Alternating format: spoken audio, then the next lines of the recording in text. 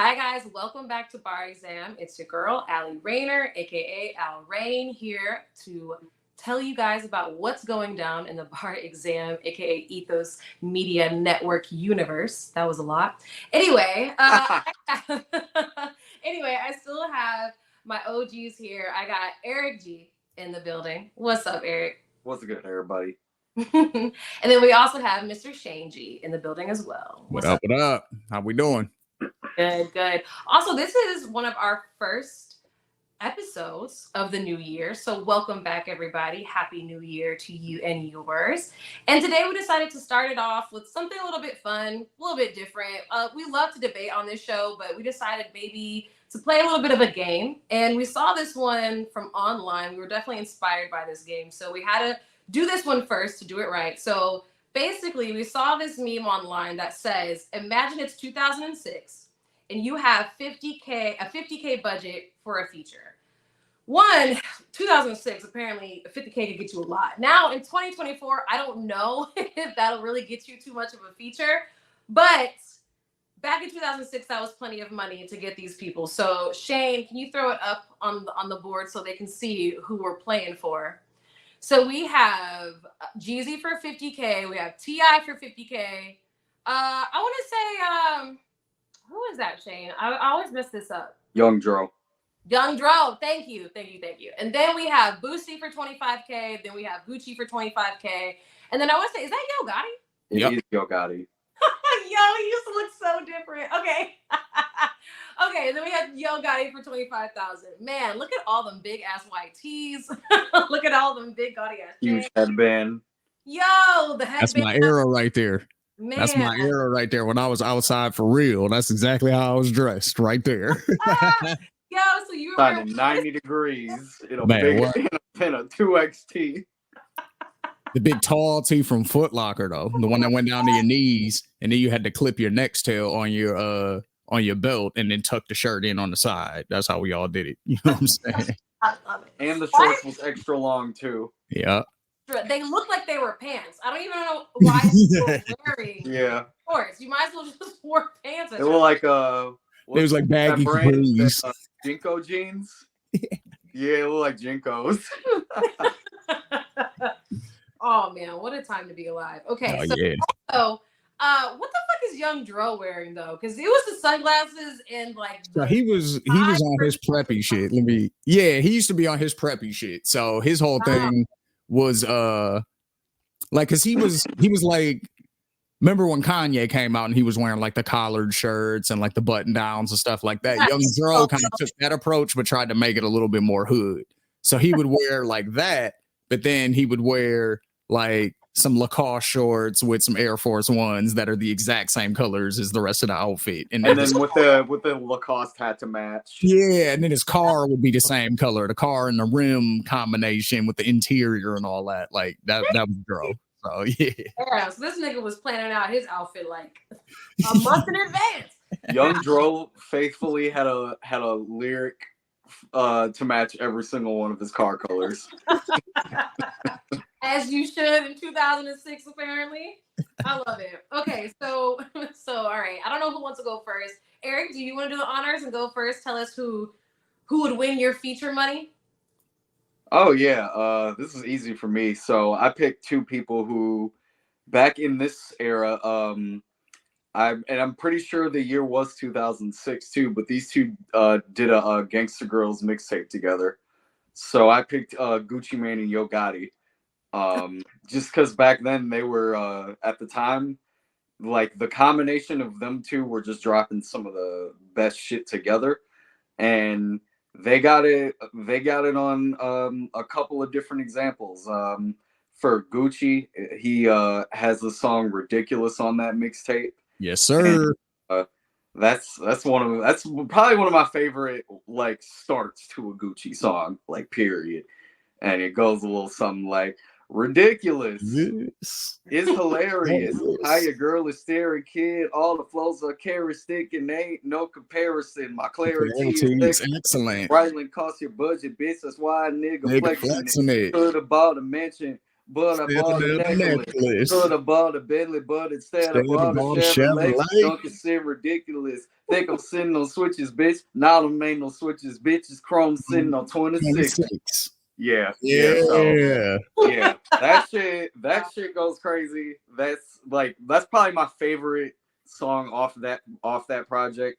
And then I like Yo Gotti's verse a lot on the song Light Show that they got on that project. That's just one of those that's one of them songs where they like slowed it down and you could tell like the Memphis influence was all in there. And I really like the part in the middle of the song on that part where he's like, blue ice sit on my wrist, call it my Uncle Snoop. New chain when I jump out, my chain and match the coupe. Ice tray, open my mouth. It's like a cold front. Severe weather headed to Memphis. It's sleeting all month. So yeah, I just like that little. Hey, there was a little scheme in there. Can you run those 4 bars back, Eric? Yeah. So blue ice sit on my wrist. Call it my Uncle Snoop. New chain when I jump out, my chain it match the coupe. Ice tray, open my mouth. It's pause like real a quick. cold front. Huh? I said pause real quick. So the blue ice, and then if you notice in the second bar, he says, say the second line again. New chain when I jump out, my chain it match the coupe. When he says it, the way he says when I almost sounds like he's saying winter.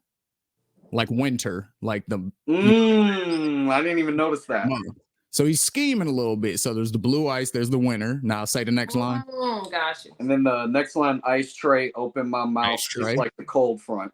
Cold front, which is the weather that brings in snow during the winter time. And then the last bar, severe weather headed to Memphis. It's sleeting all month. There you go. Damn. Yo Gotti with the good scheme game. Little scheme in there for you. I didn't know he had scheme like that. I ain't gonna lie. I really ain't know. That's funny because I just like how it started with the Uncle Snoop part. Sorry. What'd you say, Eric? What'd you say? Oh, I said, and it's funny because I just like that shit because I liked how it started with the Uncle Snoop line. I was like, oh, okay, he's got a little something going there. So yeah, Shane caught that winter scheme. So yeah, but yeah, that's just a perfect example of me. Those two, like, anytime they made music together back then, that shit was fire. Yeah, I totally agree. I love your picks. I don't know if I expected you to do the Yo Gotti route, but I'm glad. Like I think that the verse that you picked was actually really good to show off his skills. So I totally get it. And who was the other person? Other person was Gucci. Oh hell yeah, you already know. You actually stole one of my picks. I can't lie. Gucci. Me too. Gucci getting all our money today. Yeah, oh yeah. He's getting all the feature money today. All of it. Like Gucci had a run. Gucci in 06? Come on now. Man, like I think when we first posed this question in the group chat, somebody actually pulled up an NBA YoungBoy line. And it was like, I feel like Gucci Man in 2006. It was like, yes, nigga, like you were him. That's how you feel. You were fucking him, dude. That's when the movie came out. Once the movie came out, it was over. Oh yeah, it was over. Yeah, my Gucci verse is off of that project, so you already. Oh, okay. I already know what verse it is. Just by. Oh, okay. Well, then, do you want to go next, Shane? I'll go next. My 2 picks are gonna be on the bottom row as well. Mr. Gucci Mane and Mr. Boosie Badass. You know what I mean? I'm sure they've done tracks together, you know what I mean? But I haven't heard a lot of shit from them together. So I would just like to hear them on the track together. And the 2 examples of the bars that I have that I feel like would mesh well on a similar vibe of a track, Boosie Set It Off and Gucci Mane Photo Shoot. So for Boosie Set It Off, you know, they call me badass and I punish you. You ain't my equal. We ain't people. I ain't one of you. Since 98, I grabbed my plate up off the lunch table. Told my mama I'm thugging outside. We don't need cable. Now I'm the nipples on the titty. Call the motor a Hemi. I'm the V12 in that 760. You niggas bitches. We real niggas with G codes. We love to go beast mode. We thugging. We got all the bread. So if we fall, we the crutches. We the dojo in the Dutchies. I'm the photo in the camera. I'm the pistol when it snap you. I'm the sickest bimmer. I got the sickest magnum. I got the sickest charger. Y'all 30s, mine's 40. I told you niggas, let me get me for you stress the streets. This the day you gonna be deceased for playing with the beast. I told Turk, take off my collar. I'ma take it there. You niggas ain't play at my projects. Y'all played at the fair. So, you know, just a little Boosie for you. Yeah, you know what I mean? And then of course we got Gucci following up with like Tommy Lee and Pamela. I'm fucking on the camera, most animal than animals. Gucci is no amateur. Amateur. You wanna read the damage, you could damage you a handle. Yeah, two girls on my bike, one on the back, one on the handle. F-130, so I call that bitch Tarantula. On calendar, so shout out to my manager. I walked through in South Africa, got jumped in by 4 Acuras. I can't even, my breath gone, so I don't know how he did that shit. Off lean and shit. I don't know how he did all that, but you know what I'm saying? Gucci too. Fat Gucci off lean. I don't know how he did it, but shout out to him. But yeah, that's one of my favorite Gucci verses though. Like just his flow was crazy on that. Like, and he shouts out Ja Rule the Damager. Like, who the fuck knew that Gucci Mane was familiar with Ja Rule the Damager? You know what I'm saying? Like, he is who is very like underground ass like lyricist type rapper, you know what I'm saying? Like from like the early 90s New York niggas. So it's like for Gucci to just randomly name drop him, it's like that's dope. So shout out to Gucci ass references, dog. So I'm not surprised, but I am surprised at the same time. Yeah. Yeah. But yeah, I'd like to hear them on a track, you know what I'm saying? So they can each have 25K. Make me a banger, fellas. Amen. Actually, I love that you went next because you actually read my mind, which is, I swear, every fucking week I feel like one of y'all do it. I literally was gonna pick Gucci photo shoot. That was the first song. Like my mom, when she introduced me to Gucci, well, she didn't mean to, but she introduced me to Gucci Mane there before. She means to wait, hold up, tell that story. How did your mom introduce you to Gucci Mane? And not mean her to. Ringtone. It was her ringtone. Was Preacher, and I was like, who the fuck? You know what I mean? And I was like, who the fuck is this, ma? You know, so she had the clean version on her phone, but I then found the dirty version and was like, oh, okay, ma, you didn't live some life. Okay, I got you. So anyway, but then the song that I really ended up fucking with him was Photo Shoot. And then I think later, like, I started listening to his other shit and, like, got into Yellow Diamonds and all types of shit. But Photo Shoot, I felt like he slid that bitch. And then slid. And then the fact that you also picked Boosie's Set It Off, because that song always gets me hype as fuck. It gets my little sister hype as fuck. Like, if you want to see us go crazy on somebody, just play that song or anything from Crime Mob in the car before we get to the function. And it's about to be set off in that bitch, for real. Oh, so, yeah.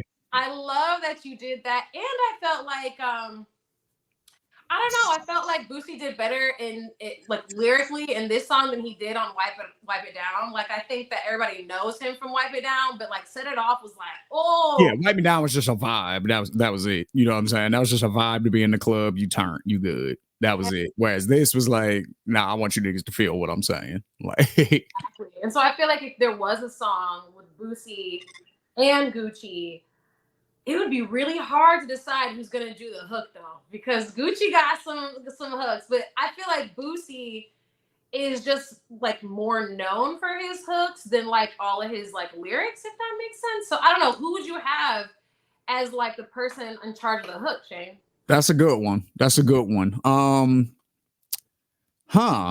You know what? Gucci makes some catchy ass hooks though, especially in 06. Yeah, he do. That Photo Shoot hook. Crazy catchy. Ride with my bro. It's a photo shoot. When I hit the mall. It's a photo shoot. When I'm in the club. Like that shit is crazy. So, yeah, my wrist stupid. And my chain stupid. Yeah, my watch stupid. Like he has hooks, bricks. All white bricks. White tan bricks. Like white tan bricks. Gucci's a hook dude. So I might have to go with Gucci on the hook, low key. Okay, but we just got Boosie in the back, like with the height, with the extra. Yeah, he doing ad libs for sure. Yeah, Boosie's for sure doing ad libs. 100% doing ad libs. I love it. I fucking love it. Yo, I especially love his antics online lately. Like, I think there ain't a Boosie interview I don't click on. Period. Like, oh man, if it says Boosie, like, I click. If there's any like Shade Room, Hollywood Unlocked, or whatever, I am watching it immediately. Like that shit with him and his son toe up at the award show, like me too, toe up. Like, not giving a fuck. Dog. Yo, that's so me and my friends to a T. Like, yo, we found some way to get the liquor in. But we toe up. Like, yeah, that's everybody's been there. I feel like everybody. Man. there at least once or twice. So I love me some Boosie. So yeah, I think that we did some really good picks on these. Shane, you already took mine, so there's no need. There's no need for me to say mine. But let's bring it into 2024. Let's do it. Okay. So we have a new lineup of artists. Okay. So we got Lil Uzi, Nicki Minaj, Drake, Sexy Red, Moneybagg Yo, and we got Kodak Black. Now, let me just really quick say, I don't know these niggas' feature prices in real life. I have no fucking clue what they make.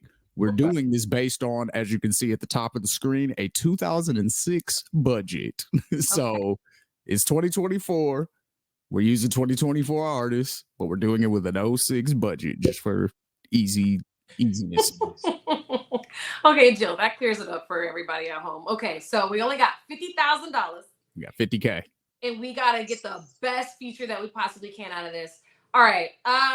Eric, do you want to go first again? Here got a list, bruh. All right, I'll go again first. Let's go. So the two people I picked, this was actually tough only because I wanted to pick two people that haven't already on this one. I wanted to pick people that haven't already collabed together, and a lot of these artists have collabed together. So I went with an outside pick on one of them only because I don't listen to him as much as I do a lot of other new people. But I'll go with the person that I listened to first a lot just because this was an easy pick. And this was actually one of my suggestions. I went with Moneybagg Yo. And I just went with Moneybagg Yo because I feel like Moneybagg Yo has been on a solid, consistent run for maybe about a year plus now. And it doesn't seem like he's slowing down. It seems like everything he drops, like, consistently continues to get better. And I just like him because he knows how to be clever in different ways on records all the time. And on the song Ocean Spray, I picked the lyrics on this because of the way that he did the ad libs with just this opening little part. And I'll let y'all hear it. So it goes like this. The coupe came with a masseuse. What that mean? That mean the seats massage me. Where you at? I'm out of sight, but I'm still in the loop. Doing what? Calling shots in the bed with a Barbie. Boss. I just like that shit. I don't know what it was, but I just like the way that he like had a little conversation with himself with his ad libs to answer his own questions. I love when rappers do that shit. Or when rappers, like, their ad libs are basically like a verse within the verse, damn near. Right. Like, you know what I'm saying? Like, it's another verse that's happening underneath the actual verse, but it's so much and it's so intricate that it's like a verse. Yeah. That's what that reminds me of. That's dope.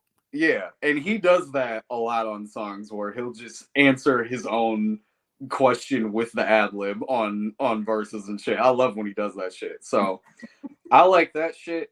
And then I picked Kodak because I feel like just because of how their styles mesh together and because of how much Kodak has evolved, I feel like Kodak can damn near hop on a song with any of the Southern popular guys and be able to either adapt to their style and bring his own flavor or just bring his own flavor in general and it'll sound good. I picked a song that was actually on his new album called Burning Rubber, and a theme of this is if I like the way that you start the track, then we're going somewhere. And he starts the track like this. I pray my ops will get some success in life, so maybe they'll stop hating. They better stay out of my way. That's all I'm going to say. Book me if you want a funeral. The Patek die a Roman numeral. I drop loose change on a watch. Taco Tuesdays on a yacht. Very simple, straight and to the point. I just like the way that Kodak continues to evolve in this shit. I like the way that even though he continues to go through a lot of controversy, that the music that he still puts out is pretty much on par with the consistency that he started with when he first came out. Out of all of the new guys like that came out around that like 2016 era that he was with on SoundCloud, it's really only him Savage and Yachty that lasted out of that class. Wow. Yeah. So Realize that. you I got got to a get question for y'all. I got a question. This was on the internet somewhere, and now hear me out. The full question before you answer. The question is Kodak Black the new DMX? And this is what they mean when they say that. Diehard fan base. You know what I'm saying? Like, as far as like, if you love DMX, you love DMX. No matter what he do, you riding with him. Kodak has a very similar fan base. A lot of issues with drugs. You know what I mean? That seems to be very obvious now with the whole Drink Champs interview being really controversial. You know, the Instagram Live his boy took of him, all these things. Clearly struggles with drugs. We know about DMX's history. Had a very rough childhood. You know what I'm saying? Like, not like beyond just normal growing up in the hood type shit, like extra rough, even for those circumstances. DMX obviously being from Yonkers and like not really having parents for real and like just wild, basically raising himself on the streets type shit. And then Kodak, similar situation, but in Florida. So is that a fair comparison to say that Kodak is the 2024 DMX? That's hard. That's really hard. I'm not talking musically. I didn't mention music at all. Yeah. Okay. Everything else surrounding them. Because that's what I first went to was like, yeah, musically, of course, no. Like there will never be another DMX, but I mean, I say they make a fair argument. Yeah, you do. There's a fair argument there. I always felt like Kodak reminded me more of Trick Daddy. Really? Why? I always felt that way. Just because of like the way that Trick Daddy came up, kind of how he was wilding a little bit when he came up and everything like that. Obviously, he's chilled out a lot now. But I mean, even still, like in the later years, he was still kind of saying wild shit on the internet and whatnot. So I mean, he was always kind of somebody that, and then they're kind of also from the same place, like not exactly, but you know what I'm saying. Yeah. So same area. So yeah, I always kind of equated Kodak to Trick a little bit more, but I definitely see the DMX comparisons. I can for sure see them. My nigga Trick Daddy dollars, you know what I'm saying? What about you, Allie? What'd you think? There's somebody else that I'm trying to think of. There's another rapper that I could have sworn I was thinking about the other day that reminds me of Kodak Black, and Kodak Black reminds me of him. I just cannot for the life of me remember. I want to say, unfortunately, I think this person passed away. ODB, Old Dirty Bastard. That's a good one. That is a good one.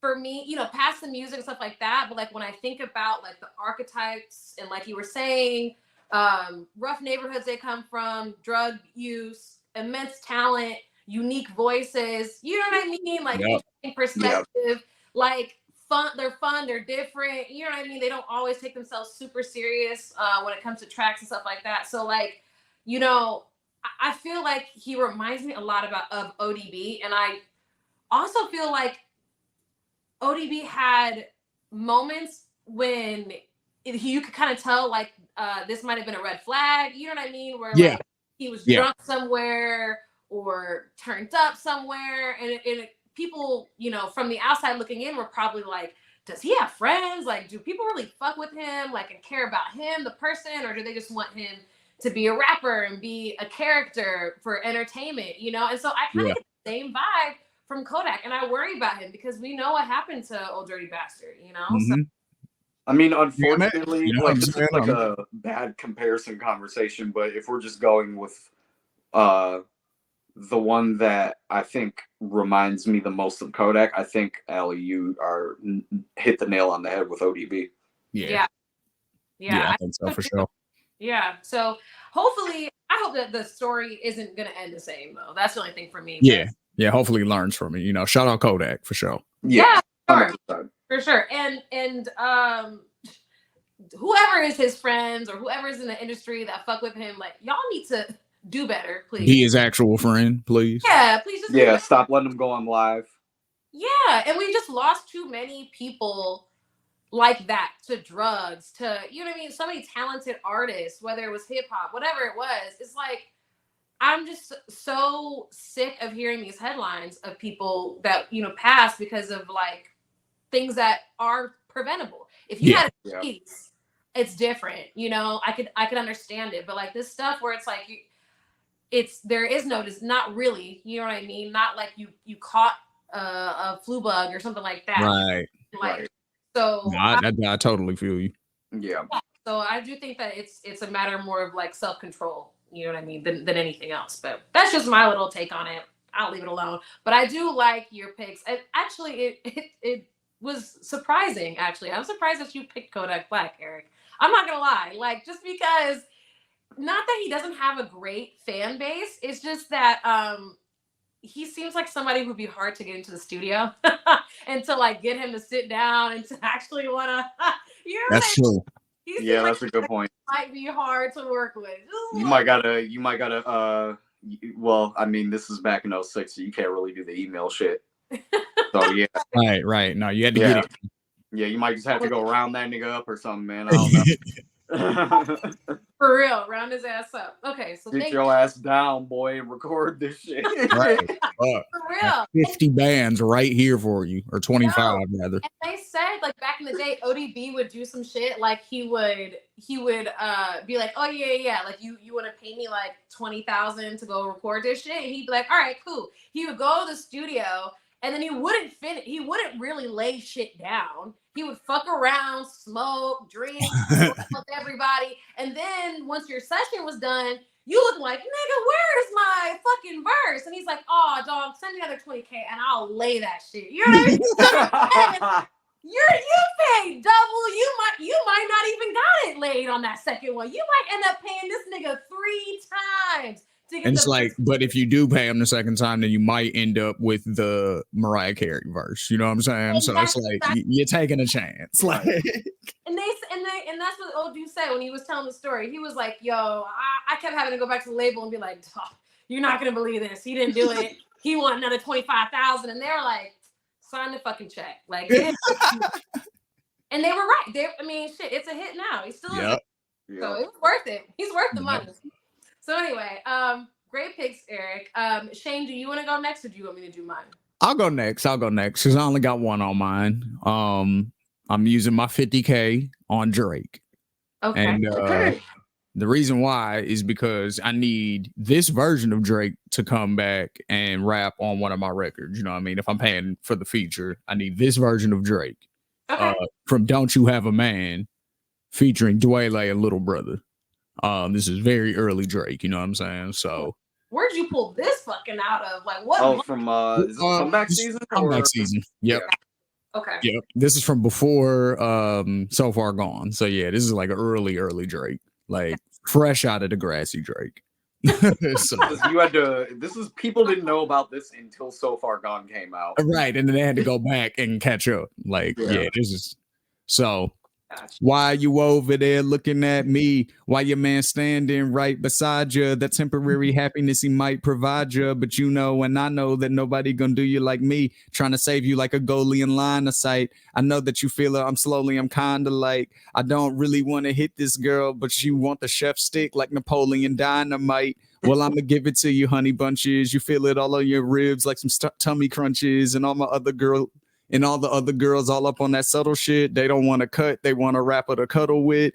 Consequences keep weighing me down. So whenever she think I'm serious, I'm playing around. It gets deeper and colder. The funny thing is, I'm writing this in my head and she asleep on my shoulder. Like he just used to be real fucking clever. Like when he would write shit. And the whole premise of the song is, yo, you have a man. Why are you trying to be my girl? Like, we just fucking around. Stop bullshitting. Like, you know go back to your dude. Like, so, like, lines like, when he says, I don't really want to hit this girl, but she wants the chef stick like Napoleon Dynamite. Like, the way he rhymed Napoleon Dynamite with goalie and line of sight and slowly I'm kind of like, I'm like, that is just good writing. Like, as far as the flow and the rhyme scheme. And then at the end, when he says, consequences keep weighing me down. So whenever she think I'm serious, I'm playing around. It gets deeper and colder. The funny thing is, I'm writing this in my head and she asleep on my shoulder. Like, that could be true. Like, he really might have been formulating this exact verse that we hear right now with whoever he's talking about sleep on his shoulder. Like, I'm like the type of nigga that would do that too. That's what I'm saying. Like all these 3 a.m. in Calabasas records and 4 a.m. in Jamaica and wherever the fuck else he is. Like, that shit be seeming mad specific. So I'm like, and then turns out the one record was actually about the chick that he had the baby with. You know what I'm saying? So it was like that, he had a son with. So it's like these things have sort of been born out to be reality. So that's why, like, I really love that record. So, when it came out when I was in college, it was just a good time. So, shout out to Drake, shout out Lil Brother. And I need that version of Drake on a record from me, and you can do the hook as well, sir. I feel like Drake doesn't get in. Well, okay, let me put it like this. Because he doesn't really go back to that specific flow really like that ever really today. But I feel like the only time he really gets real playful or experimental with those type of flows in like today's sound is when it's those timestamp records. Like when it's the timestamp records, that's when he'll kind of go crazy with the pen and that's when the different flow patterns start coming out, and that's when like the old Drake, like the glimpses of when he was playing around with it, that's when it kind of comes out a little more. Like it's not all the way there, but it comes out in moments when he does those records. Totally agree. If it's 10 p.m. in South Africa, nigga, you getting some flow. You know what I'm saying? Like that's shit happening. Yeah. You know what I mean? That like is so true. You know what I'm saying? Like so for real. It's 7 a.m. in Saskatchewan, nigga. You getting some shit. Like, oh shit.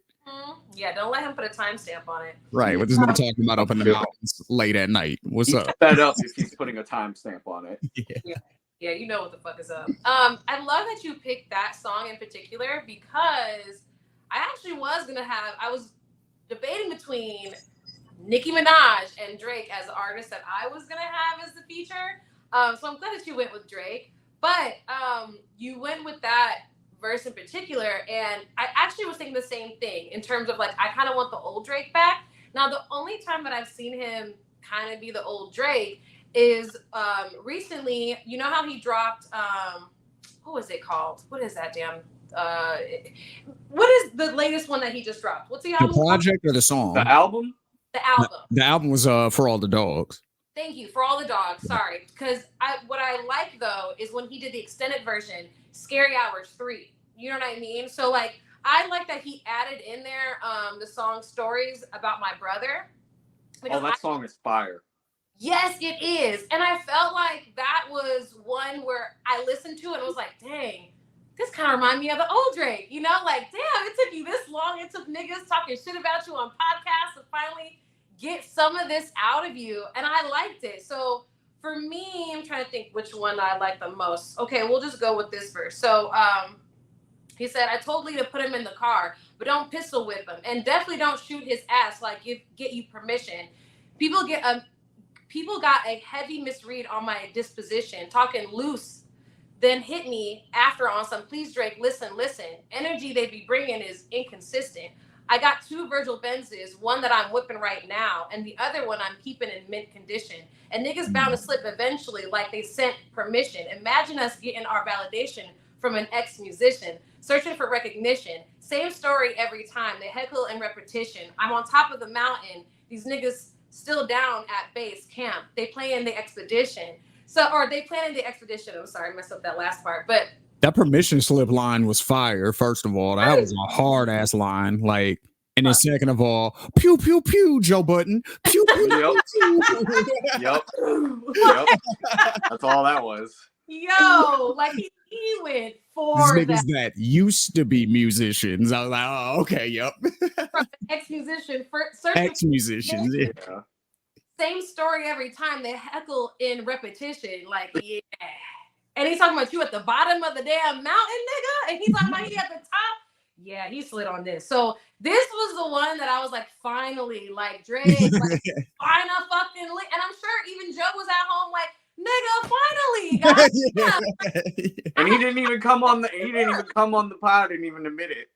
Ain't even. You know exactly. Like Joe, once all the cameras is off, Joe's in that motherfucker. Like, so y'all hear that one song? Right. You know, I inspired that, right? Yes, exactly. And I'm glad that he did. I'm glad. That whole Scary Hours 3 EP is better than the album. Yeah, I just the 5 songs that he put out is better than the 19 or whatever it was that he put out. And you're like the only person brave enough to fucking say it. Everybody else who like who's basically that shit's way better. Yeah, like they act like this isn't fire. I'm like, Drake, keep dropping this. I don't know. I guess that they're saying that the other for the dogs was for the young kids or whatever the fuck. All I know is like as somebody who like grew up with October's very own, you know what I mean? Like I'm so glad that he brought this back. I hope that we see more of it. And he even brought back the rapping over a 40 type underwater beat, but I'm still gonna rap and kill this shit. Like when he did, because I don't even remember what song it is that I'm thinking of right now, but I think it's like track 2 or something like that. But when he got in that bag, that's when I was like, oh, okay. Like this is the Drake that I wanted to hear. Because all 5 songs are him just rapping. And that was all I wanted to hear. This is the Drake that you was talking about at the time or at the end of last year when you said, I'm cool unless he brings something new to the table and brings some evolution. I'm honestly mad. I'm honestly mad that he dropped this after the album. Because at that point I was like, that's when I had that feeling. Because I still stand on it. I was gonna say, and niggas are standing with you. I still stand on it. I'm still cool on hearing anything new right now. Yeah, and I'm also cool because he gave us those other 5 songs. So I'm like, all right, we're good now. Yep, it's over. You know what I'm saying? I agree. For me, it was like, nigga, why did Joe Budden have to go and piss you off for you to do this? That was the only thing for me. It was like, if you had this in the chamber, what the fuck were you fucking around with the rest of the album? You know what it is, though? You know what that is? It's because Joe Budden is, when he was rapping, was one of the only people that could actually get a reply out of Drake on bars. Like, because I think they probably, fucked around with the same girl or some shit like that. So, I'm sure that's where it stems from. But remember, because Drake was like, what did he say on Successful? He was like, diss me and you'll never hear a reply for it and all of that. He was like, he knew people were going to come at him because he was, the new dude. He was rapping. He was like kind of the first hybrid rapper / singer that was like pushing that. Yeah. Really, you could really probably say like Ja Rule for real, but he wasn't really pushing that. He was still pushing himself as just a rapper. And it was like, nigga, we hear you singing. Whereas Drake was like, I'm a singer and a rapper. Yeah. So he was like, he kind of knew he was going to get hate, but his whole thing was like, I'm not like the tough guy rapper, so I'm not going to diss people back and all of this kind of stuff. So that was his original stance. And then Joe said some shit, and then Drake, in his subliminal way, shot back at Joe. So they have history, you know what I mean? Where they're like frenemies, you know what I mean? They'll diss each other, and then they'll be on Insta Live cracking jokes and laughing and sending each other bottles at the club and chilling and smoking hookah together with strippers and shit. And then you'll hear another subliminal, like you know what I'm saying? Like that's just how they are. Yeah. There's some people are like that for years. Yeah, I was gonna say some people are like that, where they're just frenemies. Like, there's always gonna be like a thing there. Like they cool, but not for real. Like, that's so interesting. But hey, I love it. I say, Joe, keep it up. Oh yeah. We need that energy. Absolutely. Okay, so I'm glad that we went over. I'm glad that you went first, Shane, so that we could get Drake off of the list altogether. So I gotta go with the Queen. You already know, for my feature, I gotta go with Nicki Minaj. This was hard though, because I was very tempted to go for that Sexy Red feature. We all know. I almost picked Sexy Red too. No. I thought I didn't pick Sexy Red because I was like, ooh, Allie might pick her. Let me not. Yes. You did well. I was tempted, but I was like, how am I gonna spend this 50K? It was really because of Shane. When Shane put 50K under Nicki Minaj and 25 for Sexy, and then I was looking at everybody else and I was like, I don't know about a song with Sexy and who was like Uzi or something like that. So I was like, also, if I would have picked Sexy Red, I would have picked the silliest shit in the world. bro. It would really determine like how serious people are going to take you in the industry, right? Like if you get on with Nikki, it's like, oh, this bitch is a lyricist. This bitch. If you get on with Sexy, it's like, oh, this bitch is for the vibe. Yeah. Which is fine, which is totally fine. So anyway, so yeah, I went with Nikki because she's a lyricist and because she's an OG. And because I actually like her newest album, Pink Friday 2. It just dropped recently. Go check it out if you haven't listened to it yet. I think everybody should go listen to the song. Everybody. Mainly I hear that song every day. I think you do. It is a fucking slap, okay? I didn't expect this one from her. Just because I like that it was pop, but she still kept she really kept the integrity of her bars. Like I feel like sometimes when Nikki does pop, she goes so far. Like that's how you end up getting starships. You remember that song? Like yeah. Yeah, she got killed. She got killed for that. She does not even perform that song anymore. Like she recently was somewhere and she refused. I guess the DJ did not get the memo. He put that song as the drop and she was like, fuck no. And she just told the crowd, I don't like that song. I do not perform it anymore. And I'm like, finally, because I cannot stand that fucking song. What was the song that came out around that same time where she was spitting on that bitch? It was like all these bitches are my sons. Did it on him. Yes. Yeah, did it on him. That was the hardest. Bro, that was the hardest Nicki song. That was the hardest Nicki song. So for all of you Nicki fans that watched that last podcast when I was like, give me another verse that was as hard as Monster, I just thought of it right there. It was shitting on him. Like she was snapping on that bitch. Like, so there you go. I give credit when it's due. Absolutely. And that song is not complicated at all either, but the verse is just crazy though. Like the way she just comes on that, it's just, bro, that song is hard as hell. It is. We gotta run that one back. I haven't listened to that in a minute. Yeah, that's a goodie. But okay, so from everybody, so I love that she decided to do this I don't even know what they call it in music, but it's like this like call and response where like she says something and then she lets the hook finish it.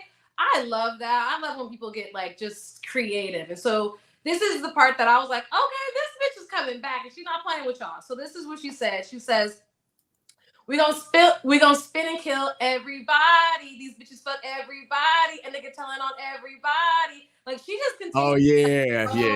And I just love that I have heard that. Wait for the main verse to do that. She was just like, all right, I'm gonna just, like do this call and response in the hook, which I love that. And then there's even like the, she does the poppy part with like the don't stop the beat, don't stop. So she leaves that in and that's fun. But I think that she really set it up on her bars. Let me find the one because she do a lot of just call and response. Okay. So she said, got a young bitch like a nigga on belly, Himalayan pussy worth way more than the Kelly, good coochie worth way more than a what? I like to see it from the front when I look at your butt. She got the junk in her trunk. That's the reason why I'm cuffed. I don't even care if my op really my cousin. All my niggas sliding with the button. Like she came for everybody in this one. And I really felt like you really got it from like we gonna spin and kill everybody. These bitches fuck everybody, and they can tell everybody. Like I don't know. I think that she just did such a good job. Kenneth Petty got her on her bullshit, don't he? Huh? She's been rapping a lot about ops and spinning blocks and hood shit a lot lately, and I'm like, all right, Kenneth Petty, you got her on some bullshit, bro. Like. Yeah. I think that before I feel like, and correct me if I'm wrong, because I didn't listen to like her full projects or nothing like that. So I know you're the Nicki fan, you know what I mean? You're the, like how Marcus is the Glorilla person, you're the Nicki person. So and a few other people, but yes. Was her vibe more like kind of like the bad chick in the hood that's still like I fuck with the hood. I you know what I'm saying? Like party in the hood. You might catch me on the block, but I'm not necessarily like involved in street shit per se. You know what I'm saying? Yeah. Like my niggas around me, my brothers, you know what I'm saying? Whatever. But like I'm like that just hood girl that's just around, like, and I'm flying that kind of seemed like her vibe before, whereas now she's like embracing almost the other side of it, where it's like, no, I'm thugging now. You know what I'm saying? Is that true? Or was there a change there, or was she kind of always on that shit? Like, and I just didn't know it. I feel like I think that you're right, honestly. Like, to me, when I heard this verse, I was like, oh, so yeah, like you decided you wasn't gonna just be like cutesy poppy, you know. And don't get me wrong, like she'll throw in some songs. Like, I think last time I saw you was like a singy songy. Like, she loves to sing, we get it. Yeah. But I will say I kind of felt that vibe too, of like she went from somebody who, like, you kind of felt when you were listening to her rap, in a way of like, okay, not that I don't believe you, like I've never not believed her, but I always felt like she was a little bit more removed, right? Like when she did itty bitty piggy, you kind of felt like, oh, okay, like this was like early Nicki, she could possibly still be on the block. You know, you kind of felt like she was a little bit more hood, a little bit more New York. But then, you know, as her career went, yeah, I felt like she kind of seemed more of like that crossover, like I could be pop, I could be rap, but I'm never gonna be too street so that the pop fans don't fuck with me. But now I feel like she just feels like, look, I'm solidified, I'm here, and I guess and I actually had the same thought of like, is she getting inspired by her man? Like, because you know we kind of assume like he is the street dude that she's around all the time. The influence that she's getting. So yeah, I definitely feel as though on this one in particular, she decided to go a little bit more street, a little bit more rough, but in a cute, like, you know, I'm still gonna like have the white people singing this because this is like one of their favorite, you know, songs. Yeah, that's a good way to blend it. You know what I'm saying? Like, we're sliding on everybody. It's like, yeah, but you know about sliding on your ops, Nicki. Like, I know. Yes. So, like, I've never heard that from you before. You know what I'm saying? But you're still delivering it in a way that's going to be very familiar to your fan base. Like, oh, absolutely. And then there's also it's very smart. Yeah, it is. There's also lyrics from Red Ruby to Sleaze where that one even more so. Like, she says some shit like, okay, I knew married a shooter, case you niggas tried to breathe loud. Boom your face off, then I tell him cease fire. I'm the AB side. Like, oh, okay. Yeah, you see what I'm saying? There's a lot more of that type shit like that I've been hearing lately. Like, and she wasn't even on that shit like that on like mixtape Nicki. That's what I'm saying. Like, it was more like it wasn't even that crazy. Like Nicki in my head when she first came out was that chick who's wearing the sandals with the flower on the toe that you get at the beauty supply store. And she was eating the ice cream bar, walking down the street with her homegirls, and the thug niggas on the block drove by like, yo, Nicki, what up? And she like, boy, please. Like, that was my image of Nicki for years. Like, you know what I'm saying? Like, that type of hood chick where it's like she's in the hood, but she's not like, you know what I'm saying? Whereas now it's almost like she's the setup chick. Like, you get what I'm saying? Like, it's a totally different lane that she's taking now, where she's like, no, I'm participating in street shit now. And I'm gonna have my nigga kill you. What up?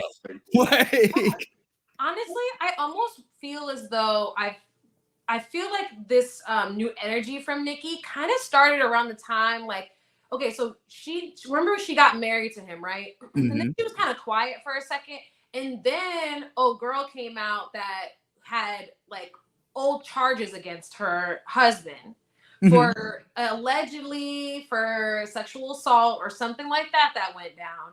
And she was like, I'm not dropping the case. Like, I'm going to bring it back up. Or she was like, just going on like TV interviews and stuff like that. I think it was an underage situation too, if I'm not mistaken. It was. And I think at the time she definitely was, like, as a victim, she definitely was underage. I don't know for sure though, if they what age he was. Like, okay. I that's the one thing that I never understood about this situation was like, I think old girl said like she knew him from around the block, she knew about him, she met him a few times. So I wasn't sure from the story whether or not they were the same age. She said that she was around like 15, 16. I don't know how old he was. So that's where it's kind of murky, you know? But I was gonna say the way that I feel like the impression that they leave when they tell the story is that he was an adult. But I've never heard anybody actually say that. Right? Yeah, neither have I. You're right. Yeah. But I will say I felt like Nikki all of a sudden she almost had like this point of like, you know what? I'm not going to be quiet anymore. I'm not going to be chill about it anymore. Now that everybody knows and everybody thinks that they can like make jokes online, they can talk their shit about me. I'm going to come back and I'm really going to show you who the fuck I am. And since we want to laugh, like almost like y'all thought Will slapping Chris Rock was bad. Like, look at my nigga. You know what I mean? Like, right. So she was like, let me talk as breezy as I fucking want to. And I dare any of you to say something. And I mean, we then saw her really be about that life because then, and her man, because then remember her man then came out Offset sideways at the VMA or after the VMA Awards. Offset responded. So like, yeah, I feel like she had a battery in her back. You know, like now that she definitely did.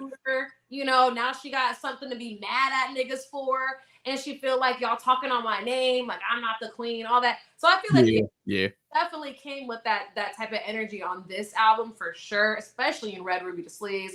I mean, she talking about 100 rounds on that gata ta ta. Real one lick at a shot ta ta ta. Like she's not playing. I think this is the main reason I pulled this one up is because she even says, I'll have staff roll up like what the business is. Oh, you don't know that my nigga kills witnesses? Like, what, nigga? What? Like, yo, I was looking around like she must have settled that motherfucking case because it's been greasy talk ever since this nigga's been around. Super greasy talk. Greasy. So now when old girl said Nikki threatened me to stop talking, she threatened my life, I don't believe her. And I believe that this is Nikki co-signing, like, yes, the fuck I did. But guess what? That bitch took my money. So now I'm going to talk greasy as fuck on all these tracks. And hell yeah. So let that be a warning to everybody. Stay the fuck up out of Nicki Minaj's way. Stay out of her mentions. Stay out of her area in general. Also in this song, now that we're talking about it, and I mentioned this to you guys before we even recorded. So before we wrap this up really quick, I want your guys' opinions on who she could be talking about. All right. Mm-hmm.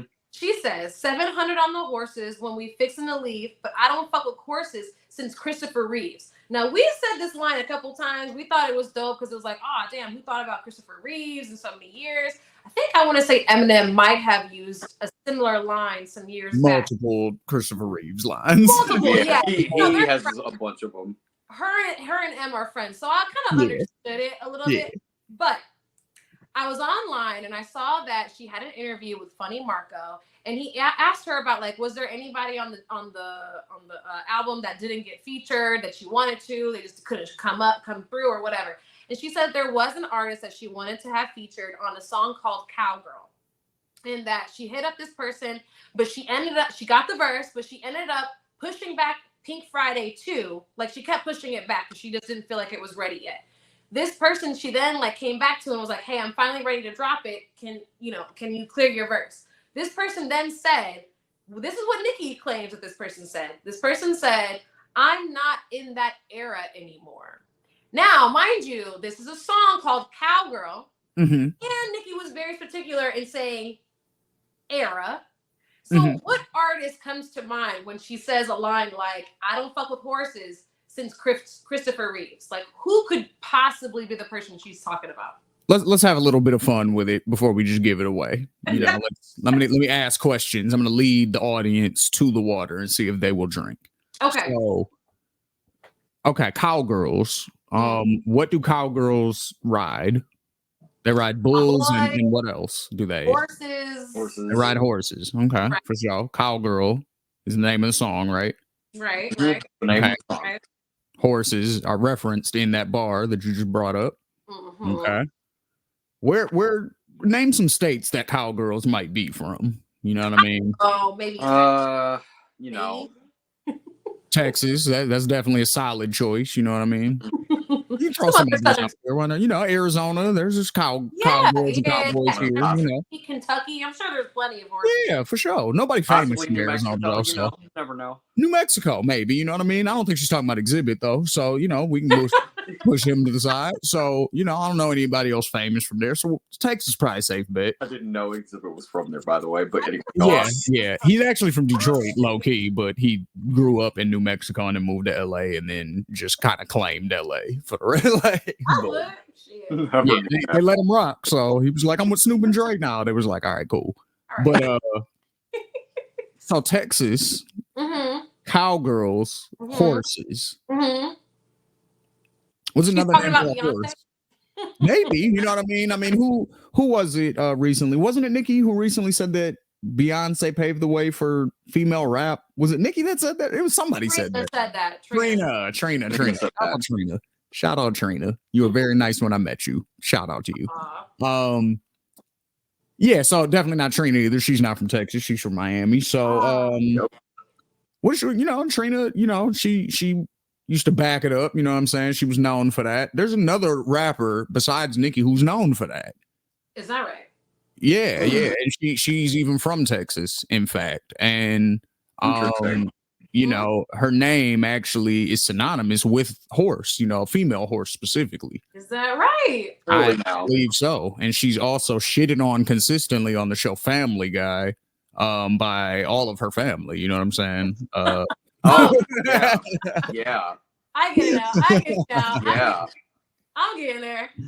Yeah, absolutely. She was talking about Meg the Stallion, no question. Yes. And it's the era thing, Allie. I'll let you do that one. The whole era situation.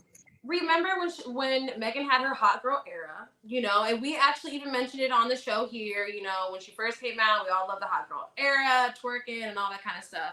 But then recently she dropped Cobra, and we noticed that there was like a shift after the Tory Lanez trial. Once Cobra dropped, you could tell that she was in a new era of her life.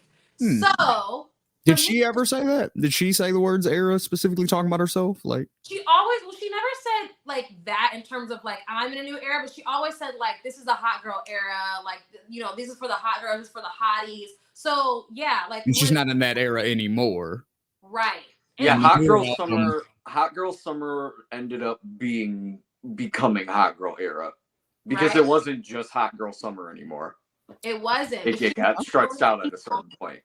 Yeah, but she was definitely leading the way, and I feel like she coined the term like hot girl and then hot girl era. So when I heard this, I immediately thought it was Megan Thee Stallion. I was like, especially because the song is called Cowgirl. I was like, who else would you put on there? Yeah. But it's so funny because I put this, so whatever blog posted it, I put in the comments like, oh, she's talking about Megan. Everybody in the comments like, no, he's talking about Doja Cat. She's talking about Kanye. I'm like, Kanye had a song called I don't know. Sure, who knows? Okay, the Doja Cat thing, let's just pretend for a second. The only connection I see there is because her first song was called I'm a Cow. Okay. Yeah. Bitch, I'm a cow. Okay, yeah. I forgot. Cowgirl. Okay, maybe. Yeah. Maybe. Possibly. Maybe. But that's a stretch. Nah, I don't see I'll give it to you. Like that's the closest that I can come up with. It's a stretch, but it's there. It's there. Okay. There. And then, but even we could debunk that because I mean, just based off of my own knowledge, I know that Doja Cat is like the biggest Nicki Minaj fan in the world. So I mean, I can just debunk that immediately. She's doing the feature if Nicki calls. Yeah, she's doing the feature. Yeah. She absolutely. That's exactly what I was thinking. Is like, I mean, I don't think Doja could be a bigger fan of Nicki Minaj. Like, if you look back, Hot Pink, the album Hot Pink. If you go back, that's Doja Cat's like her one of her biggest albums, and the whole cover is her in all pink, wearing a pink wig, and it seems like it's just an homage to Nicki Minaj. And then look, Nicki is now dropping Pink Friday too. You know what I mean? So it's like, I also agree that it's pretty obvious that Doja Cat is a huge fan of Nicki Minaj. And she even put it in her song. Like, I forgot what song it was. I want to say it's like Get Into It or something. She, at the end of it, she shouts out Nicki Minaj. And so I think if there's anybody pandering for a feature and who's going to show up to show out, I think it's Doja Cat. So that's why when people said it in the comments, I was like, I don't think so. I don't think that one hits. Now, somebody else told me it was Kanye West, which I can kind of understand. Only because not because the era shit, none of that. Only because I do know they had beef with clearing clearing verses recently. So some years back, Kanye and Ty Dolla $ign had a song together. Now, most recently, they have an album together. But first, they had a song together called New Body. Okay. Apparently, that song was kind of weird. I ain't gonna hold you. That song was really weird. But the part that was actually good was Nicki Minaj's verse. And actually, even though it was a song that got leaked and was supposed to never really make it to the day of light, it actually did numbers because of her verse. Like, I remember for a minute, like online, people were just taking her verse. They didn't give a fuck about the rest of the song. They only fuck with her verse, and people doing all types of videos to it. But so now, fast forward back to present day, Kanye and Ty Dolla $ign are trying to drop the album. They call up Nicki like, look, we want to put New Body on this album with us together. And Nicki was like, no, like that ship has sailed, let it go. And, I'm sure Kanye West feels some way about it. So I can understand someone kind of doing some like tit for tat type of shit, especially Kanye. Yeah. So I kind of understood it, but I think that we're correct in assuming that it's Megan Thee Stallion. Because it's for sure. Gotta be. Let's just wrap this in a little bow. Just because I guess a few months ago, Nicki Minaj was performing this song, Red Ruby to Sleaze, and she went up there and she had to do the part about I don't fuck with horses since Christopher Reeves. Apparently, what people from that concert are saying is that Nicki changed that verse to basically be very blunt and be very obvious that she was talking about Megan Thee Stallion the entire time. So I don't know. Nobody has footage of this. At least not yet, because I'm a look. But that's what everyone's saying is that like there are actual instances where Nicki is on record talking about Megan Thee Stallion. And what's interesting is that she actually mentioned it during Funny Marco's interview. She said that when she ended up talking to this person again and asking to get the feature one more time, the person said, I actually heard that I figured that you didn't like me because of what I saw online. So maybe Megan saw the video from the concert and she decided, you know what, since I have you on the phone right now trying to clear some verses, let's clear the air while we're at it. And I'm sure that conversation did not go that well because she's still not featured. She's still not on the album. So yeah. We'll see what happens with that. But I had to ask about that because I thought it was just, I always kind of suspected, I was curious, like, why would you mention horses? But didn't expect it to be like so blatant and to be like later on for her to come out and be like, basically like, yeah, like me and this chick don't fuck with each other, so. Does Nicki get along with any female artists? Who, Nicki? Yeah. I think so, but I think that what I've noticed about her, I kind of wonder if Nicki is more of people's industry friend. She's like the industry friend, and I also feel like she might be somebody that like when you first come out or maybe you're not super big yet, I almost wonder if she doesn't necessarily see you as competition. So maybe she does kind of do this like, she's big sis to you kind of thing. And then I kind of wonder if there's like a change, whether it's in the new artist, maybe they don't feel like little sis no more, or is it in Nicki and she feels like, I don't need a little kid you no more. Like you think that you're me now, and that's what the fuck you're not finna do. So honestly, I don't know. I don't know. I think it'll be interesting. I think in like 20 years, they'll finally drop, everybody will drop their side of the story. Yeah. We'll actually hear what's happening because that's been said quite a lot of times. And she mentioned it recently. Nicki said like, oh, before, like all you guys were saying was I wasn't, cool with the new kids and I wasn't nice to the girls. And now I'm so nice to the girls and I'm cool with the new kids and you guys hate me still. And I'm like, I think that you're still being very strategic about it. Like they gave her a whole lot of hell for doing that interview with Kai Cenat and, Funny Marco and all these people. Yeah. But I think it makes sense. Like, no, it makes perfect sense. That's just the new wave. Like, that's just the new media. You know what I mean? That I totally agree with that because she's gonna get views, she's gonna get streams. You know what I mean? She's gonna get more people engaged. She's also gonna touch in with a younger crowd. A younger audience. But the thing for me that I think is kind of interesting is like I also feel like these are the type of people who are not going to ask you real questions, like, and who are not going to press you about it. Oh, it's real safe. You mean like? Yeah, like Yeah. I'm not going to go to Elliot if I got a husband who was accused of being somebody who was assaulted someone else. Yeah. I'm gonna go to him because he's gonna ask me all. I'm not gonna go to Vlad. I'm not gonna go to these niggas where like They're asking. Yeah. Me and they're gonna ask me a few different ways. Whereas like I go to Kai Sanat, I go to Funny Marco. Me and Kai are doing dances. Funny Marco is like A comedian. Like yeah. like Right. if I say like nigga, I don't want to talk about it. He's just gonna stare at me for like 5 minutes, but then we gonna talk about something else. Yep. So Yeah, and if you want the mature interview, you can watch the Joe one. And that's actually what I'm gonna watch later tonight. I really want to go see that Joe interview, but a lot of people were also saying that they felt like Joe didn't take the gloves off. He won't because they're he's cool. I was gonna say they're cool. So Yeah, he's they're gonna cool, so he's not gonna do that. But yeah. He's just if you still want some mature conversation though, you can find it there. Okay, cool. All right, I'm gonna go check it out there. We'll see if she gave him, a real interview on this. We'll see what happens. And I wonder if he'll say anything about her rap beefs. Hopefully, especially because he's a nigga who used to always be in some rap beef. So we'll see. I'll definitely go check that one out. But I think that we had a fun little game. I think that we spent our money very well on. I think so. Mm-hmm. We're about to have this. Oh yeah. Absolutely. Well. All right, guys. I hope that you guys at home also love this episode of Bar Exam. Remember to catch us every Monday on the Ethos Media YouTube channel, and we will see you on the next one. This is Bar Exam. Bye, guys.